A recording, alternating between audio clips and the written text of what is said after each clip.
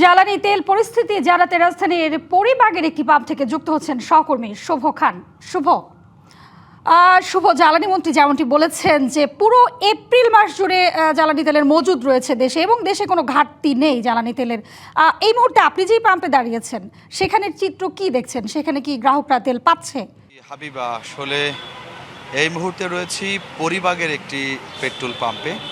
এই পাম্পে সকাল থেকে দীর্ঘ লাইন, এই লাইন আসলে আপনার শাহবাগ ছাড়িয়ে লাইন আরও দূরে চলে গিয়েছে, যে হারে মোটর সাইকেল এবং প্রাইভেট দেখতেই পাচ্ছেন, এবং বাইরে মানে একদমই কড়াকড়ি যে নজরদারি, সেই নজরদারিতে আসলে তেল সরবরাহ চলছে। আসলে কোনোভাবেই অবৈধ বা একজনে বারবার সে তেল সংগ্রহ, একই সাথে উল্টো পথে সব কিছু মিলিয়ে আসলে এই পাম্পেও সকাল থেকে তেল সরবরাহের কার্যক্রম চলছে। তবে এখানকার সিরিয়াল খুবই লম্বা এবং তেল যে রেশনিং পদ্ধতি, সেই পদ্ধতিতেই কিন্তু আসলে এই পাম্পে বাইকে 600 টাকার তেল পাচ্ছে এবং প্রাইভেটে 1500 টাকার তেল পাচ্ছে।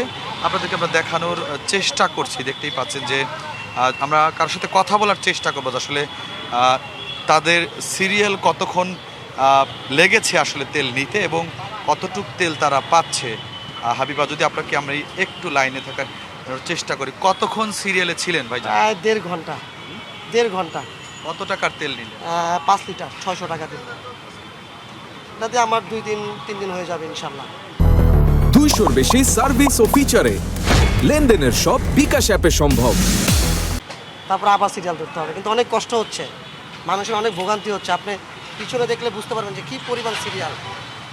জি হাবিবা, আসলে তিনি ছিলেন যে আসলে যে দুর্ভোগ পোহাতে হচ্ছে খুবই কষ্টসাধ্য এবং তেল কিন্তু চলছে এবং এই পাম্পটিতে যে সারি, অনেক লম্বা সারি, আপনাকে আমি পিছনেটা দেখাতে পারছি না হাবিব। আসলে তেলের পাম্প থেকে এই ছিল এবং তেলের সংকট মোকাবেলা ঠেকাতে কিন্তু আসলে সরকার কাজ করছে।